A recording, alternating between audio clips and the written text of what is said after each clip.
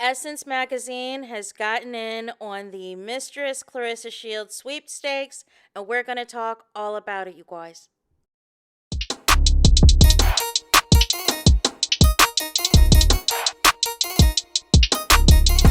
Hey there, it's Anonymous Tea, where we spill the tea anonymously. Hello, hello, hello, hello, hello, everyone. Hello, YouTubers. Hope you guys are all having an amazing day today, sending good vibes, sending positivity, sending blessings, and good energy to each and every single one of you. Thank you so much for tuning in. So, anything I say is alleged and in my very, very personal opinion. This for entertainment purposes only. None of this is personal. The Copyright Act of 1976 is in the description box. Some meat and potatoes, some housekeeping items. So, today we are talking Claressa Shields, surprise, surprise, aka Pap's Mistress, aka Pap's Entanglement, aka Pap's Pick Me, aka Pap's Side Chick, or as Chris Cyborg would say, it is duck hunting season. Essence is no stranger to Claressa Shields' content.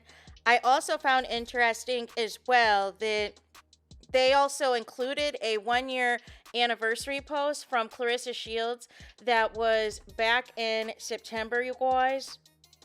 And Claressa had just posted a couple of days ago that it's been 2+ years in and all this and all that. So once again, the timeline is not timelining, but I want to get into this article that they did after Claressa Shields' fight, because I feel like there's once again inconsistencies of what Claressa originally said versus what this article is portraying. So it says the following. It says, Black women in sports, Claressa Shields unclinched. Pro boxing phenom, Claressa Shields opens up about her mindset in the boxing ring and her heart outside of it. With a success streak etched in history, a bravado bridging boxing and quote-unquote the culture, and a persona positioning her as one of the most polarized figures in sports, it's fair to contend Claressa Shields is one of the most dominant and misunderstood athletes in modern history. In fine form, the sports superstar recently broke another barrier, becoming the first female boxer to headline a main card at State Farm Arena in Atlanta, Georgia, in a city coated with black culture and driven by entertainment's finest. Shields wowed an estimated 17,000 fans. Why does the number keep changing? 17,000 fans. With her flair and athleticism. Per her usual pattern, the match ultimately moved in her favor. A few minutes after chance of her signature, whoop that trick, but it's not her signature. Tagline from the crowd, Shields landed her most potent punch in round 6, rocking Australia's Kay Scott with a knee-buckling left hook that sent her into the ropes and pushed her team to throw in the towel. Another knockout added to the archives. Another defeat for Shields' opponent to digest and wince over. With an unrelenting dedication to her craft, Claressa Shields built her reputation brick by brick, spoiling fans with victories she paid a heavy price for and leaving behind receipts of sheer dominance. But it would be unfair to continue without the added context, because what happened between the ropes on August 15th, 2026 in the Black Mecca was bigger than a show, and it was more than a perceived cakewalk. Shields' victory was anchored by an intensive 14-week shred, just shy of 40 pounds, but she told us it was only a 12-week training and she lost like 30 pounds. Anyways, losing the weight was the only way she could compete for the United Middleweight title, a belt she now sports around her waist with pride and purpose. On her quest to conquer boxing at every possible level, the 5-division world champion says her road to massive weight loss had its burdens, but also benefits. It wasn't an easy thing to do for sure, but I have a great team, a great nutritionist, a great strength and conditioning coach, and great boxing coaches. I am very strict on routine.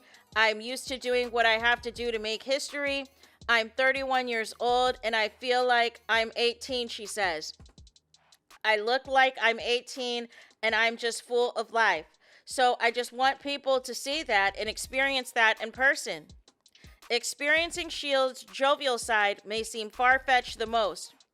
Embraced and supported by a tight circle of trust, she sits in a class all of her own. Atop the hill is a heavyweight, middleweight and light middleweight, super welterweight, anomaly. The elite boxer is the first male or female in the four belt era to become undisputed champion in 3 different weight classes. A nod to her character as well as her resilience.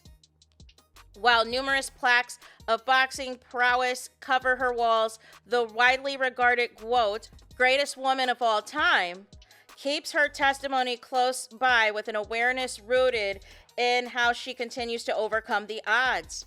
I don't have to let people make me feel insecure or beat me down just because I'm a black woman in boxing, Shields says with conviction. This is the life that I chose, and I'm really doing great at it. If anything, the way the world is set up with statistics, I'm supposed to lose. So the fact that I'm able to win over and over again, that should be applauded, because I'm not supposed to be this sane, be this calm, be this saved, and be a God-fearing woman after everything I went through. At the onset of unpacking her greatness, this question must be answered. How did she get here? We can backtrack a bit to reach some conclusions. For the Flint, Michigan native who takes great pride in getting out of the mud, boxing glory arrived early, but she says it came at a cost. My childhood was boxing. At the age of 11, I started boxing, and that was my entire life. So I didn't go to the movies until I was 13. The boxing great admits, I didn't get to a water park until I was 17 or 18, and that's when I could pay for it later after I won the Olympics. I just didn't do a whole lot of stuff because I couldn't. I had a dream, and I wanted to go to the Olympics. Shields' dream was realized when she became the first American boxer to win a gold medal at the London 2012 Olympic Games at just 17 years old. Stardom put her in a headlock that she refused to let go. History and Shields on the ropes and repeated itself when she secured her second gold medal at the Rio 2016 Games. Graced with gloves of endless possibility, Shields' skill set skyrocketed from an aspirational to the blueprint for boxers for both present and future. Her amateur career far surpassed the scales of mediocrity, and with a 64-1 record, professional boxing was poised for its next paradigm shift. To date, she has eluded the bitter taste of defeat as a pro, touting a 19-0 record inclusive of 4 knockouts. Confident yet calculated, the quote takes her successful stretch in stride, normalizing what most people would deem impossible. Making history is extraordinary, but to me, it is just another day at the job. The undisputed heavyweight champion asserts, I don't celebrate until the job is over. I celebrate at the end. I don't celebrate on the way. I feel like a fight is a fight, and if another girl thinks she's going to whoop me, she's got another thing coming. For Shields, beating the odds also comes with disconnecting from her critics. In recent years, social media slander aimed at her relationship status and jabs at her outspoken nature have tried to outshine her success in the ring. Despite the noise and light of the naysayers, regardless of the gossip and counter to the lack of context, Shields takes the blows as they come and remains focused on who and what she deems most important. I've ignored... We're lying already. We are lying already, y'all. I've ignored plenty of people and just locked in. Of course, the narratives and criticism may bother me, but it can't stop my greatness. When the hate gets really loud, that's like a confirmation from God that I'm about to level up. I don't like being lied on, especially with my character and who I am, because I am a girl's girl. I love women, and I love people who get it out of the mud. I love black people. I love us. No. With unwavering resolve and authenticity as her anchors, Shields sits in the corner of the safe spaces they provide. But she admits her heart has never been immune to harsh words. There were so many times I wanted to just stop boxing and not do it because of the scrutiny that came behind it. People saying, oh, you want to be a man, or you box like a man, you got muscles like a man, she says. When they used to say that, sometimes at a younger age, it used to be offensive to me and made me not want to box anymore. With the capacity to thrive despite callous comments and slanderous social media storylines, Shields chooses to embrace the gift of simply sitting in her design. Being authentically yourself may come at a cost, but it's only for a short term. I think being who I am truly is good for my mental health. I cannot fake it with you, she says. Along with genuineness and spiritual stability, Shields refuses to allow accolades or skeptics to derail her desires outside of the ring. Connecting legacy to her boxing empire, she makes it clear that the belts do not undermine her desire for motherhood. Here we go. I want a husband, and I want to have all of my kids. That's just how I want my life. I want to have a husband. I want a husband, and I want to have all of my kids. That is just how I want my life, she states. Mindful of her upbringing and the hardships she relates.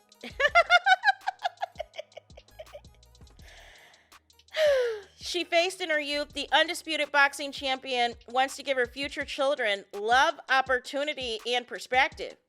I want to have my own legacy to leave behind.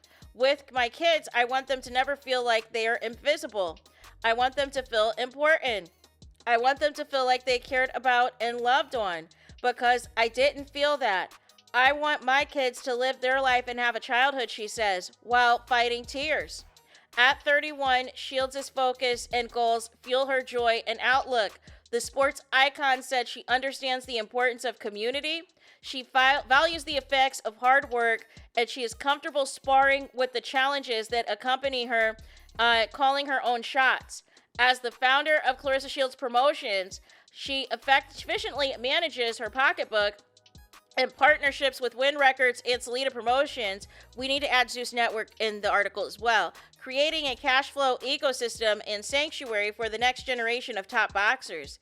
But didn't you already have like 2 canceled fights on child? It has always been important for me to make the decisions about my money. I ought to make the decisions about me being the one putting the hard work. I have to hire everyone, fire people, and bring new people around. I can read, I can write, I could do math, I could figure this out. What? Why would you? Okay. As a black woman in business who is breathing fresh air into how boxers can control their own narratives and direct dollars as they see fit, Shields wears the weight of financial freedom and proudly on her shoulders. The money-making maven also understands cooperative economics, creating opportunities for herself as well as the athletes she supports and mentors.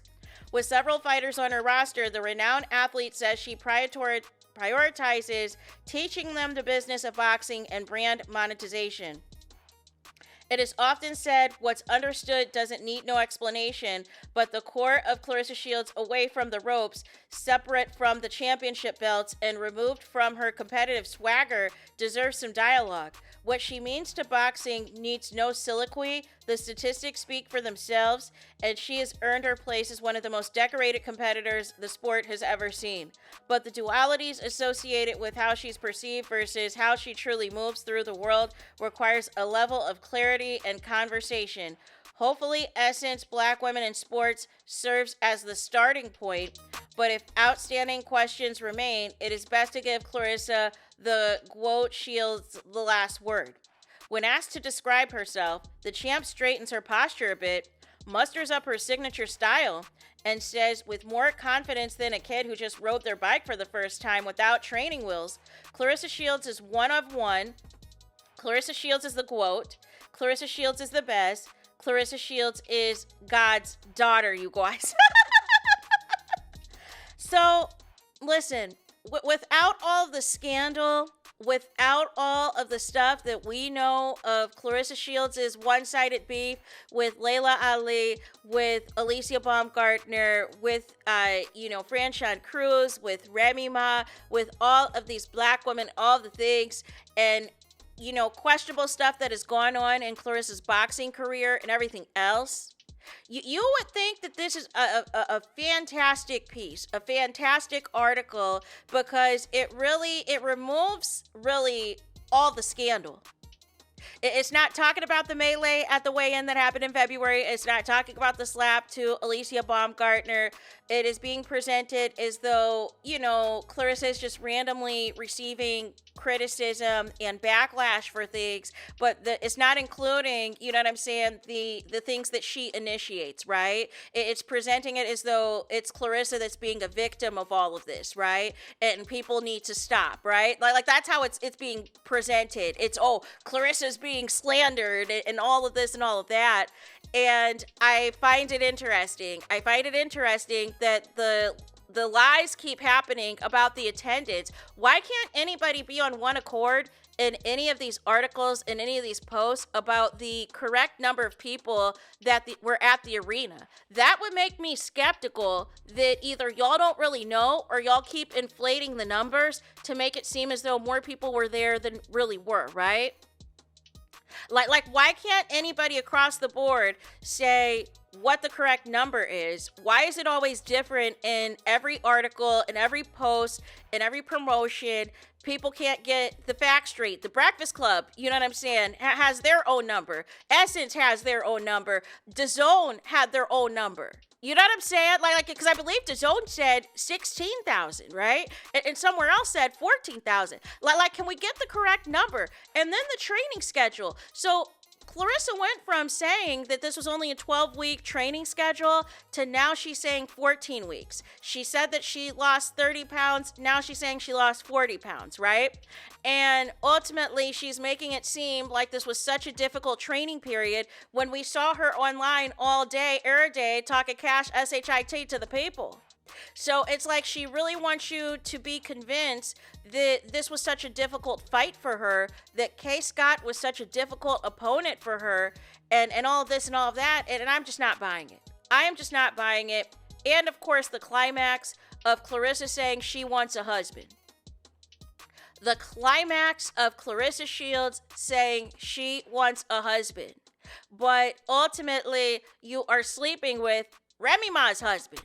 Make it make sense. How can you have a husband or want a husband and the person that you are calling hubby, the children that you are calling your stepchildren are still legally, you know what I'm saying, married to somebody else? How is that going to work? And how is it going to work you bringing children into this madness when your married significant other, your married entanglement, is not trying to sign on the dotted line because he wants half of Remy's earnings? Make it make sense. The only smart thing that they did in this article was not say Pap's name. That was the only smart thing. But once you start getting into you want a husband and you want to have a family, that, you know what I'm saying? This is what you're really mad about. And you keep referring to Remy Ma as Pap's ex. You keep trying to refer to her as the ex-wife, and it's given delusional.